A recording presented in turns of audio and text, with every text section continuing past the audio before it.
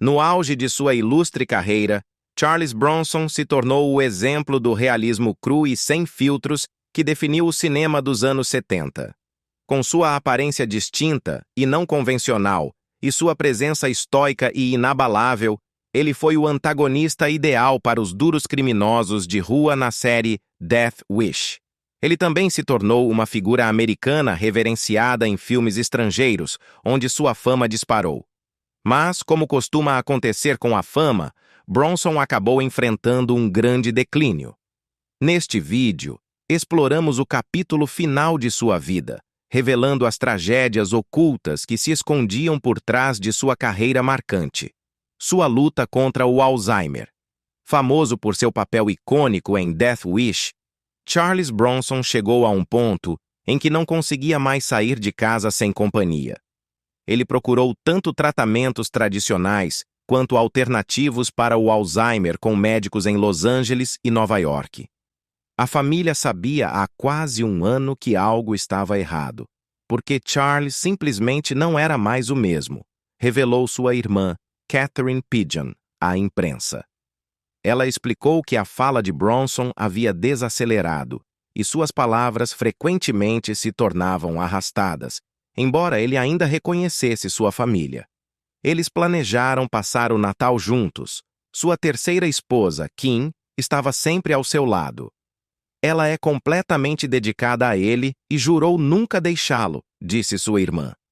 Kim compartilhou como Charles havia mudado de um homem animado e de raciocínio rápido para alguém que parecia confuso e distante. O mundo lamenta sua morte. À medida que a saúde de Bronson continuava a se deteriorar, ele se aposentou da atuação após passar por uma cirurgia de substituição de quadril em agosto de 1998.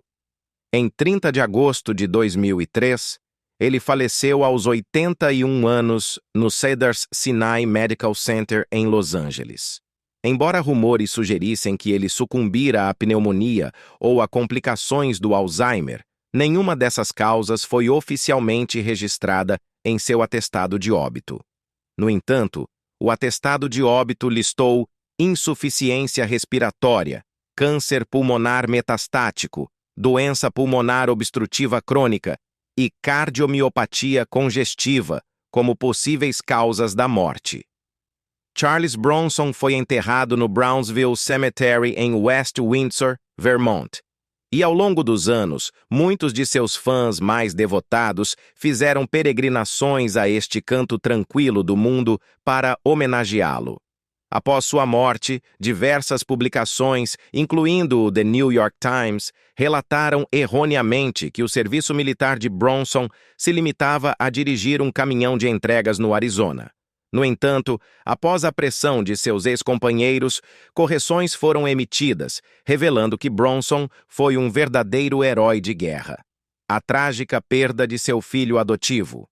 Pouco após seu nascimento, McCallum Bronson foi adotado por Ireland e seu então marido, David McCallum, e criado em Bel Air após o casamento de Ireland com Charles Bronson. Aos 27 anos, McCallum foi encontrado por sua namorada, Tracy Messina, caída no chão do banheiro de seu apartamento trancado, depois de não conseguir encontrá-la como planejado.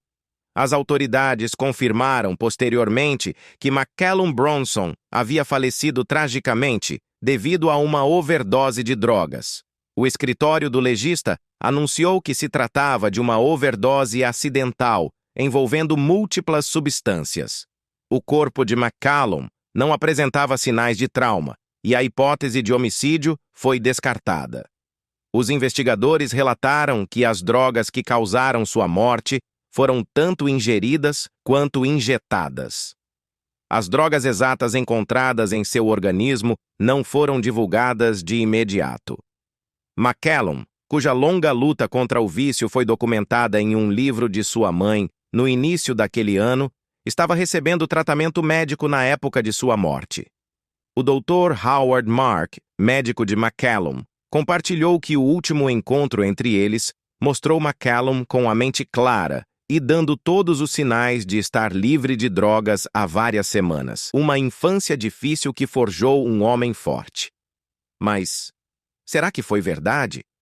Charles Bronson nasceu em 3 de novembro de 1921, em Ehrenfeld, Pensilvânia, uma cidade mineira de carvão localizada nas montanhas Allegheny, ao norte de Johnstown. Ele era o 11º de 15 filhos de uma família católica romana de descendência lituana. Crescendo em uma cabana apertada com água fria, a família dormia em turnos, já que os trilhos dos vagões de carvão passavam bem perto de sua casa. Seu pai, Walter Bukinski, era um tatar Lipka de Druskininkai, no sul da Lituânia.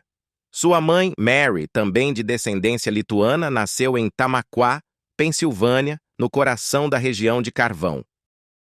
Bronson frequentemente dizia que, como muitos americanos de primeira geração, o inglês não era falado em casa durante sua infância. Ele se lembrava que, mesmo como soldado, seu forte sotaque era suficiente para convencer seus camaradas de que ele era estrangeiro. Além do inglês, ele falava fluentemente lituano e russo. Em uma entrevista de 1973, Bronson admitiu abertamente que não conhecia bem seu pai e não tinha certeza se o amava ou odiava. Ele compartilhou que a única lembrança que tinha de seu pai era o medo constante que tomava a ele e seus irmãos sempre que sua mãe anunciava que o pai estava voltando para casa, o que os fazia se esconder. Quando seu pai faleceu de câncer em 1933, Bronson, com apenas 12 anos, começou a trabalhar nas minas de carvão. Ele iniciou no escritório da mina antes de passar para as minas propriamente ditas. Mais tarde, revelou que para cada tonelada de carvão que minerava, ele ganhava apenas $1. Em outra entrevista, mencionou trabalhar turnos duplos para ganhar $1 por semana, o que, ajustado pela inflação, equivale a cerca de $24 hoje. Bronson também se lembrava de fazer trabalho perigoso com seu irmão, removendo tocos entre as minas, com desabamentos sendo uma ameaça frequente e mortal. Durante a Grande Depressão, a família foi mergulhada em uma pobreza extrema.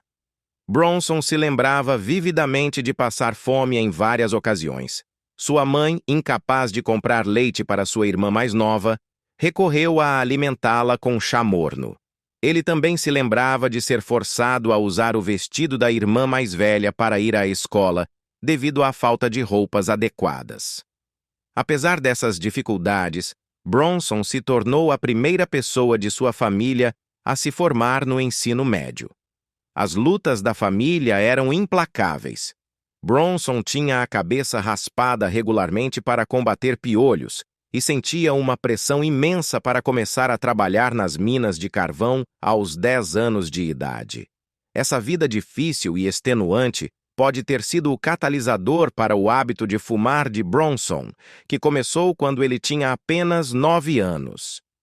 Ele frequentemente falava amargamente sobre os 6 anos de trabalho desgastante que suportou, descrevendo como isso o deixou com mãos feias e cicatrizes permanentes nas pernas e no torso.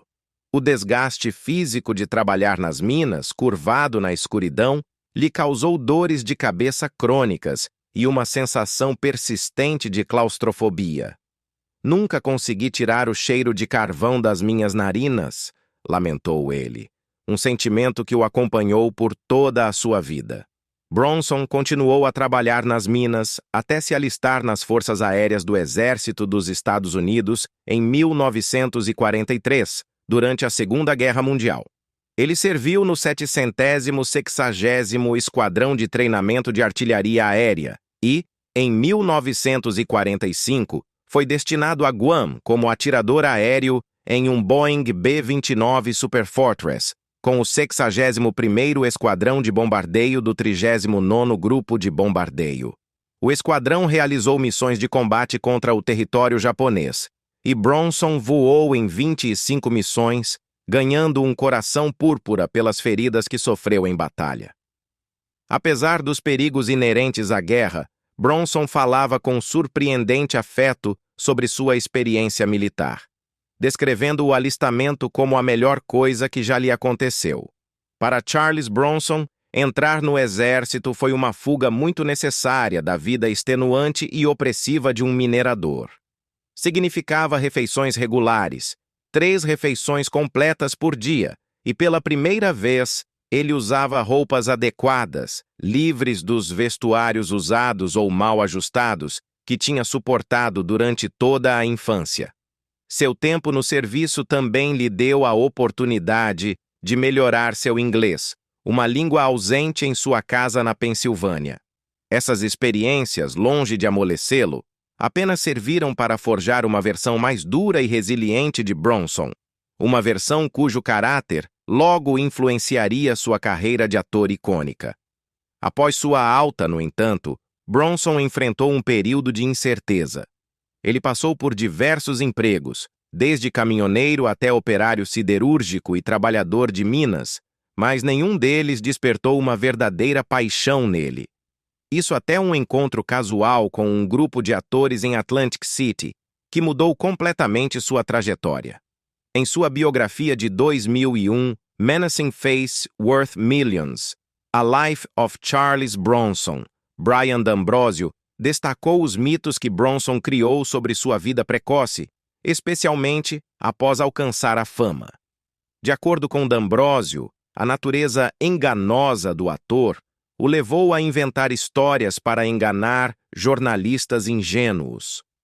Entre as mais famosas estava a história de que ele não falava inglês no ensino médio, foi vendido para viajantes por sua mãe, Mary, e, mais notavelmente, usava as roupas da irmã para ir à escola.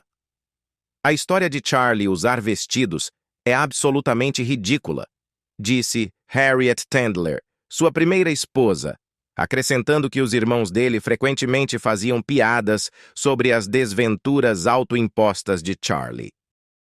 Mesmo depois de alcançar a fama, a tendência de Bronson para a exageração não desapareceu. Ele afirmou ter sido preso 2 vezes, embora não houvesse registros para apoiar essa alegação, e contou uma história selvagem sobre ter sido baleado por um policial em um trem de carga apenas para a bala cair e deixá-lo ileso.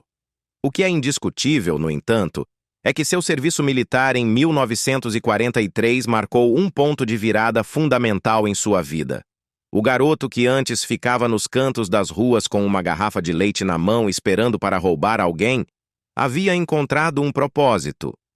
Harriet observou que Bronson nunca gostava de discutir suas experiências de guerra publicamente, embora o livro de Paul Talbot, de 2015, Bronson's Lose Again, On the Set with Charles Bronson, tenha revelado um incidente intrigante durante seu treinamento no 760º Esquadrão de Treinamento de Artilharia Aérea em Kingman, Arizona.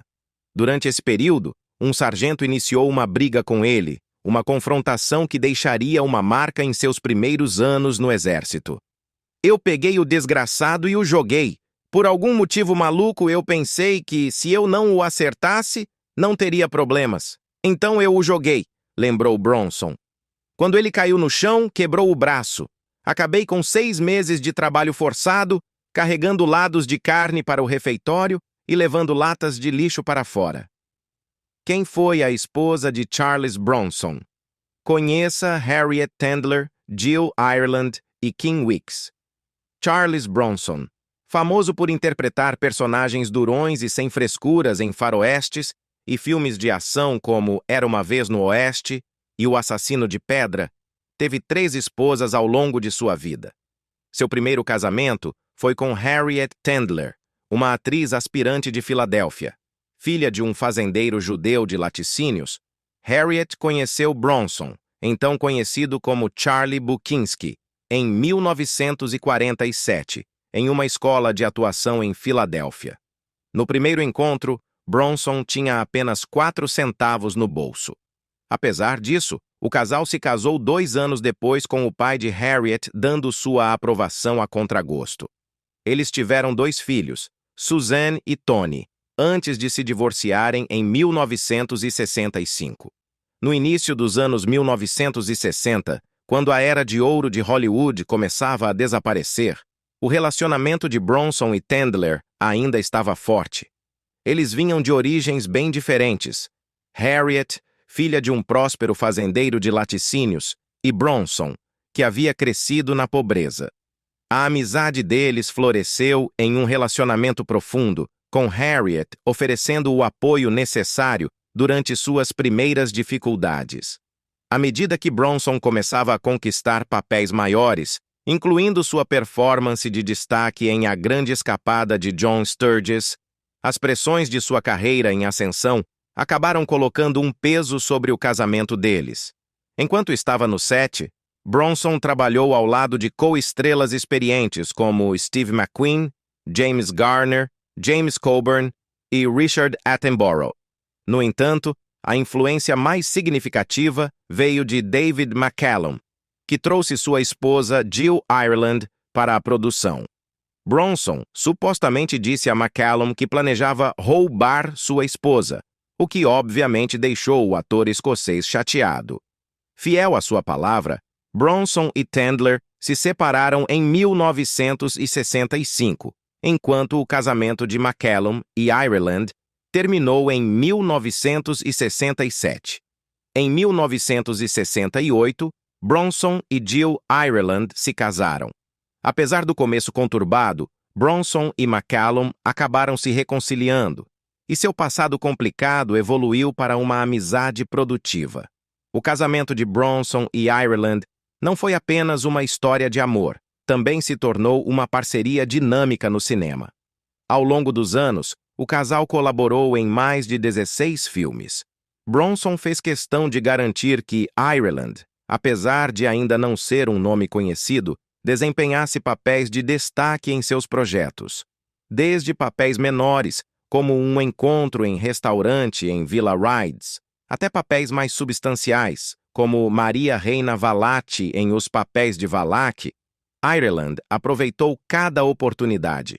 Sua colaboração mais notável veio em From Noon Till Three, onde a interpretação de Amanda por Ireland acrescentou camadas ao filme, destacando tanto sua habilidade de atuação quanto sua presença inegável na vida de Bronson. A influência de Jill Ireland na vida de Charles Bronson foi nada menos que transformadora. Ela se tornou o farol que iluminava as complexidades de sua personalidade muitas vezes incompreendida, preenchendo seu mundo com amor e calor. O vínculo deles os elevou ao status de um dos casais mais icônicos de Hollywood. No entanto, a tragédia atingiu em 1984, quando Ireland foi diagnosticada com câncer de mama.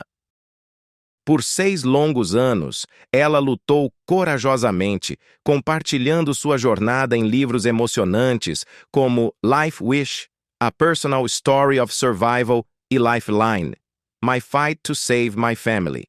Sua resiliência foi reconhecida quando ela recebeu o Courage Award da American Cancer Society, das mãos do presidente Ronald Reagan. Tragicamente, Ireland faleceu em 1990 em sua casa em Malibu. Devastado pela perda, Bronson se casou novamente em 1998 com a cantora Kim Weeks. Em uma homenagem comovente a Ireland, Bronson fez um bastão especial com um compartimento secreto para guardar as cinzas dela, que ele usou até sua morte em 2003, de pneumonia. O bastão, um símbolo duradouro de seu amor, foi enterrado com ele em seu túmulo em Vermont. A entrada de Jill Ireland na vida de Bronson marcou uma mudança significativa. Por baixo de seu exterior durão, Bronson se apaixonou profundamente e irrevogavelmente por ela. O relacionamento deles, refletido nas inúmeras colaborações nas telas, tornou-se uma narrativa poderosa em Hollywood. Uma história de amor entrelaçada com o sucesso artístico. Em dezembro de 1998, Bronson se casou com Kim Weeks, uma ex-atriz e funcionária da Dove Audio que havia trabalhado nos audiolivros de Ireland. Eles ficaram juntos por 5 anos, até a morte de Bronson em 2003. A notável jornada de atuação de Charles Bronson. Após receber uma dispensa honrosa em 1946, a jornada de Bronson tomou alguns rumos inesperados. Ele trabalhou como padeiro na Filadélfia e, mais tarde, como chamador de bingo em um pier de diversões em Atlantic City, antes de finalmente direcionar seus olhos para a atuação. Em 1948, ele se juntou ao ex-companheiro de serviço Jack Klugman, que mais tarde ganharia um Globo de Ouro. Os dois moraram juntos em Nova York, lutando para encontrar trabalho e sobreviver na cidade. Klugman lembrou das dificuldades que enfrentaram, descrevendo Bronson como um ator faminto, vendendo sangue por $5 e morando em um quarto simples. Bronson, que falava com um forte sotaque eslavo, lembrou humorosamente da vergonha que sentiu durante sua primeira audição, quando foi repreendido por pronunciar errado a palavra heroína. A jornada de Bronson na atuação foi um caminho moldado por seu interesse inato pelas artes. Após servir na Segunda Guerra Mundial, ele se encontrou em Atlantic City, assumindo uma série de empregos temporários. Foi lá que uma companhia de teatro o convidou para pintar cenários, mas para sua surpresa, ele descobriu uma paixão muito maior por atuar. Seu primeiro papel no cinema veio em 1951, no filme You're in the Navy Now, um papel que ele afirmou ter conseguido simplesmente porque era o único ator que conseguia arrotar sob comando. Em apenas 2 anos, após aprimorar seu talento em escolas de teatro na Filadélfia e em Los Angeles, Bronson começou a conquistar papéis menores em filmes, frequentemente interpretando personagens que ele chamava de marginais, operários da construção e lutadores desajeitados. Em 1972, ele admitiu abertamente: "Já era identificado como ator característico pelo meu discurso ridículo. Todos os galãs eram do tipo Cary Grant. Eu não me parecia nem soava como o cara que conquistava a garota. Eu parecia uma pedreira que alguém tinha dinamitado." À medida que a carreira de Bronson começava a tomar forma, Hollywood estava mergulhada na histeria anticomunista liderada pelo senador Joseph McCarthy. Temendo que sua herança lituana atraísse atenção indesejada, ele adotou o nome artístico Bronson, após um passeio com seu amigo Steve McQueen, que apontou para uma placa de rua com esse nome e declarou que seria uma escolha perfeita. Com cada papel, o talento inegável de Bronson começou a chamar a atenção. Seu grande avanço aconteceu em 1960, quando foi escalado para o papel de Bernardo O'Reilly em Os Sete Magníficos, um remake de Os Sete Samurais, de Akira Kurosawa. Este aclamado filme foi sua porta de entrada para oportunidades maiores, levando-o a papéis icônicos em A Grande Fuga, A Batalha das Ardenas, Os 12 Condenados e Era Uma Vez no Oeste, de Sérgio Leone. Seu sucesso foi impulsionado não apenas pela sua atuação, mas pela sua presença magnética nas telas. Embora fosse uma estrela bem conhecida nos Estados Unidos, a fama de Bronson alcançou alturas estratosféricas no exterior. Na Itália, o público o apelidou carinhosamente de Il Bruto, ou O Feio, enquanto na França ele foi celebrado como um dos monstres sacrés do cinema. Seus filmes frequentemente arrecadavam mais no exterior do que na América do Norte. No Japão, um publicitário comentou que seu nome era tão proeminente que aparecia em uma placa que cobria um quarteirão inteiro. Para alguns, a carreira de Charles Bronson pode parecer desatualizada em uma era repleta de obras mais diversas e contemporâneas. Mas essa perspectiva é um erro de julgamento. O charme de Bronson reside em sua persona genuína e real. Ele personifica os valores de coragem, resiliência e a dureza que frequentemente acompanham aqueles moldados pelos maiores desafios da vida. Charles Bukowski foi uma alma incompreendida que atravessou os vales mais sombrios da vida e emergiu como Charles Bronson, uma verdadeira lenda cinematográfica, admirada e reverenciada na cultura americana. Charles, no entanto, não era exatamente o tipo de pessoa com quem você gostaria de passar horas intermináveis. Ele era quieto, pensativo e, às vezes, francamente, intimidador. O lendário crítico de cinema Roger Ebert certa vez comentou que Bronson tinha uma autenticidade inegável em sua persona durona. Enquanto atores como Clint Eastwood, Robert Mitchum e Lee Marvin eram renomados por interpretar papéis violentos, Bronson exalava uma sensação arrepiante de que sua violência talvez não fosse limitada às telas. Essa dureza geralmente vinha acompanhada de um olhar de constante exasperação, um reflexo de suas frustrações com a falha de Hollywood em reconhecer seu talento de maneira oportuna. O peso da dor que ele carregava estava escondido sob a superfície, o que, às vezes, se manifestava de maneiras que nem sempre eram fáceis de lidar. A reputação de Bronson por ser monossilábico nas telas não era um ato. Como logo os jornalistas aprenderam, ele preferia o silêncio à tagarelice. Em uma entrevista de 1974, Bronson não poderia estar menos interessado em discutir os temas mais profundos de seus filmes. "Eu nunca falo sobre a filosofia de um filme", disse ele de forma direta. "Isso nunca surgiu, e eu não falaria sobre isso com você. Eu não dou explicações. Não gosto de falar demais sobre uma coisa, porque me divirto mais com meus próprios pensamentos do que com os pensamentos dos outros." James Garner, seu co-estrela em A Grande Fuga, não considerava Bronson um amigo, em parte por causa de seu comportamento difícil no set. "Charlie Bronson era um saco de..." escreveu Garner de forma franca. "Ele usava e abusava das pessoas, e eu não gostava disso. Ele era amargo, beligerante. Não sei por que ele estava tão irritado. Ele não era exatamente a alegria do set, posso te dizer." Em suas memórias, Garner relembrou um incidente um ano após as filmagens, quando Bronson participou de uma partida de pôquer em sua casa.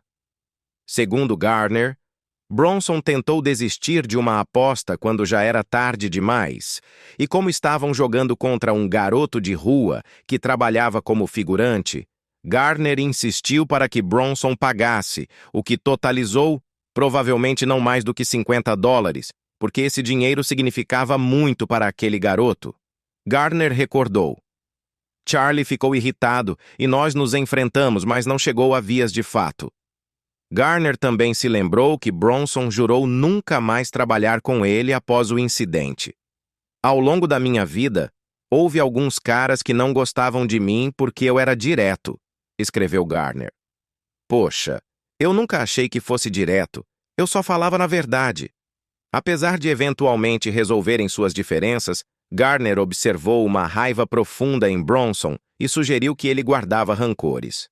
Alguns anos depois, Garner se lembrou de um encontro casual com Bronson e sua esposa, Jill Ireland, em um restaurante.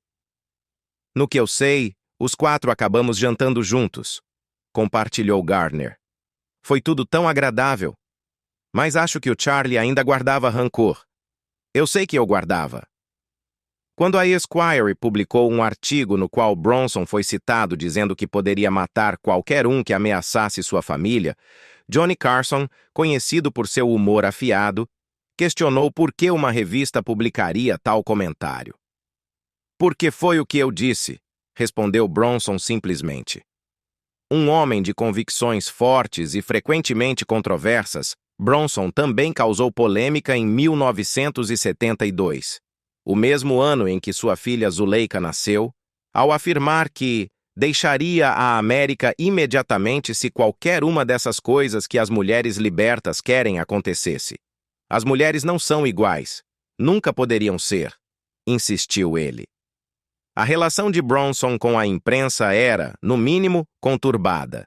Ele era abertamente hostil a ser investigado pelos jornalistas. Sua fúria aumentou quando o jornalista Stephen Whitney, renomado por escrever o livro It's Your Body, A Woman's Guide to Gynecology, lançou uma biografia de 1975, intitulada Charles Bronson Superstar, The Real Man Behind the Rock Hard Macho Image. Há coisas muito pouco lisonjeiras sobre a Jill nesse livro, revelou mais tarde a esposa de Bronson, Harriet. Ele tentou impedir, mas não conseguiu. Ameaçou um processo inteiro. Ele comprou ou tentou comprar todas as cópias. Não se podia mais conseguir depois da primeira impressão. Bronson também teve desavenças com críticos de cinema, declarando ousadamente: "Não fazemos filmes para críticos, já que eles não pagam para ver de qualquer jeito." Em uma entrevista de 1974 com Roger Ebert, o crítico comentou: "Ele realmente parece ter a capacidade para a violência, está lá em seus olhos." Quando discutiam a crítica severa de Jay Cox sobre The Stone Killer, a resposta de Bronson foi arrepiante. "De uma forma ou de outra. Mais cedo ou mais tarde, eu vou pegar esse homem. Não fisicamente, mas eu vou pegar ele." Jill Ireland, bem familiarizada com o temperamento explosivo de seu marido, até fez piada sobre isso durante uma aparição no The Dick Cavett Show em 1972. Bronson havia criticado ferozmente Nicholas Gessner, o diretor de Someone Behind the Door, um filme francês em que trabalharam em Folkestone no ano anterior. Ele descartou Gessner como um diretor suíço burro, embora Gessner fosse, na verdade, húngaro, e afirmou que ele estragou o filme inteiro. Quando Cavett perguntou sobre o incidente, Ireland brincou: "Ah, o Charlie simplesmente pegou ele pelo pescoço e deu uma boa sacudida." A reputação volátil de Bronson era bem conhecida na indústria, reconhecida até mesmo por aqueles que mais conviviam com ele. Weiner destacou a reputação de Bronson de explodir e bater nas pessoas no set, com o próprio ator admitindo abertamente os frequentes conflitos com diretores. Ele rotulou 60% deles como difíceis, recheados com o que ele chamava de baboseiras de Hollywood. Em uma entrevista de 1971 com a repórter Lina Colette, da Paris Cine Revue, Bronson foi mais longe dizendo: "A maioria dos produtores são cretinos, a maioria dos diretores são idiotas. Todo mundo no cinema só pensa em dinheiro." Ele também não tinha vergonha de expressar seu desdém pelos astros mais jovens de Hollywood, descartando-os como cheios de papo furado. "Eu posso interpretar o personagem melhor por causa da minha experiência, por causa das coisas que eu já passei", disse ele ao The Washington Post em 1977. Todos esses caras do método, como aquele De Niro, Stallone e aquele, como é o nome, Pacino, eles são todos iguais, até parecem iguais. Ele descartou as indicações ao Oscar como um monte de bobagem. Ironicamente, sua única grande indicação, um Emmy em 1961 por seu papel como o soldado Conlon no episódio Memory in White do General Electric Theatre, contou com a participação do futuro presidente Ronald Reagan. Os diretores que trabalharam com Bronson frequentemente tinham anedotas divertidas sobre o tempo que passaram com ele. De acordo com a Siegel Film, The Autobiography of Don Siegel, durante as filmagens de Telephone, a atriz Lee Remick ficou tão aterrorizada com uma cena em que ela teria que tocar o rosto de Bronson, que quando Siegel perguntou o motivo, ela respondeu: "Eu não me atrevo, ele vai me morder." Essa persona inquieta se misturava perfeitamente ao estilo único de atuação de Bronson. Por sua própria admissão, ele não era um Marlon Brando. "Eu sou apenas um produto, como um sabonete, para ser vendido da melhor maneira possível", disse ele. Ele não exagerava, simplesmente fazia o suficiente para fazer seus papéis ressoarem. E seu sucesso provou que essa abordagem era mais do que suficiente. Frequentemente, seus personagens exalavam a essência de um homem que foi endurecido por anos de luta, alguém que não tinha mais nada a perder. Isso tornava sua atuação natural, refletindo suas próprias experiências de vida. No auge de sua carreira, a série Death Wish capturou a essência completa da persona de atuação de Bronson. Embora muitas vezes descartado pelos críticos como um ator unidimensional, as contribuições cinematográficas de Charles Bronson continuam a ser influentes.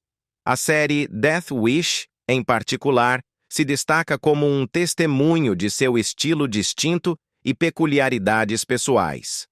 A trama, centrada em um homem comum que faz justiça com suas próprias mãos depois que sua família se torna vítima de uma invasão domiciliar violenta, refletia de perto a própria vida de Bronson.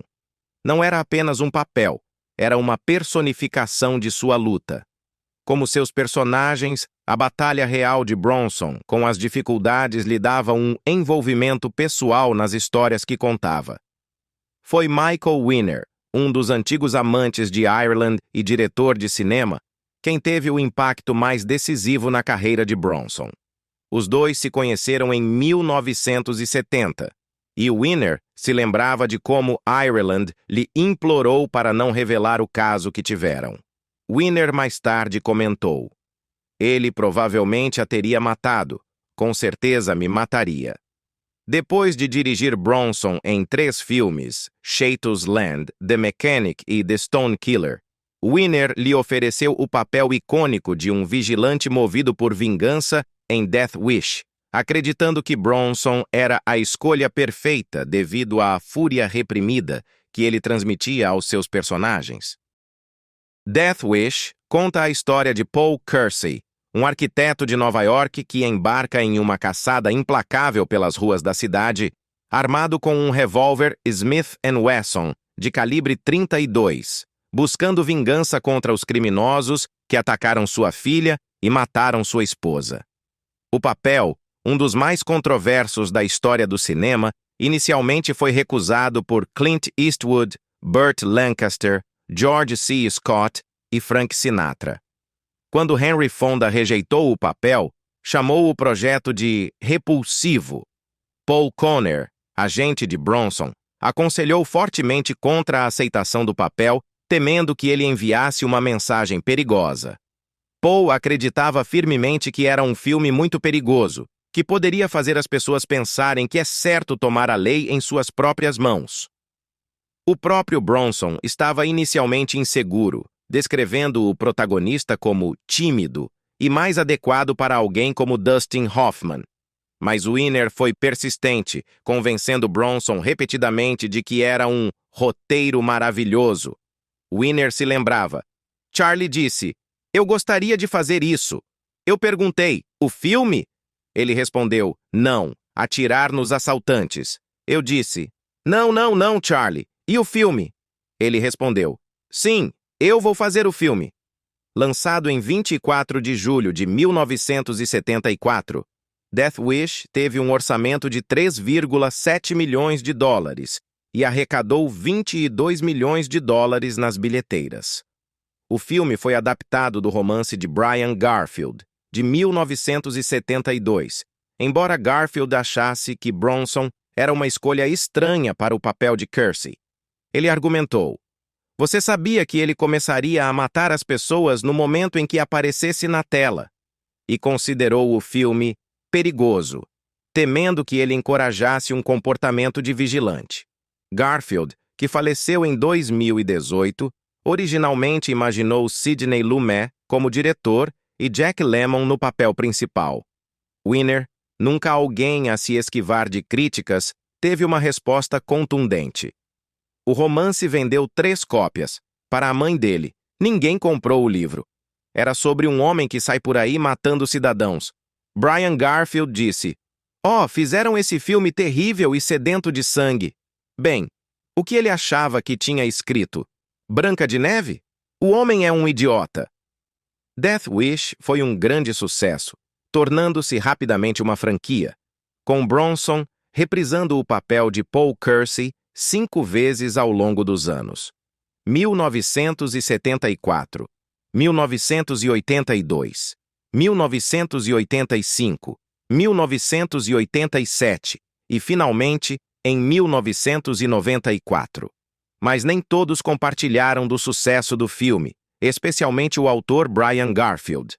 Em 2008, ele expressou abertamente seu desdém, dizendo: "Eu odiei as 4 sequências. não eram nada mais do que mostras de vaidade para os talentos muito limitados de Charles Bronson. Os filmes continuaram a gerar controvérsia, especialmente em 1984, quando Bernhard Goetz ganhou o título de Vigilante do Metrô, após atirar em 4 jovens negros em um trem do metrô de Nova York. Quando questionado sobre o incidente, Weiner fez um comentário completamente insensível. Eu não aprovo o que o Sr. Goetz fez, mas tenho que dizer, se ele tem que atirar de qualquer forma no metrô, eu gostaria que ele fizesse isso na semana em que estamos estreando. Os paralelos entre Death Wish e os atos de vigilantes da vida real eram impossíveis de ignorar. Anos depois, em 2015, Donald Trump invocou o espírito do personagem vingativo de Bronson durante um comício no Tennessee. Exibindo orgulhosamente sua permissão para portar arma, declarou: "Alguém me ataca, vai ser baleado." Enquanto a multidão aplaudia o nome de Bronson, Trump brincou que Death Wish jamais seria feito hoje em dia porque não é politicamente correto. Apesar de sua imensa popularidade e sucesso nas telonas, Charles Bronson nunca recebeu o reconhecimento formal que realmente merecia.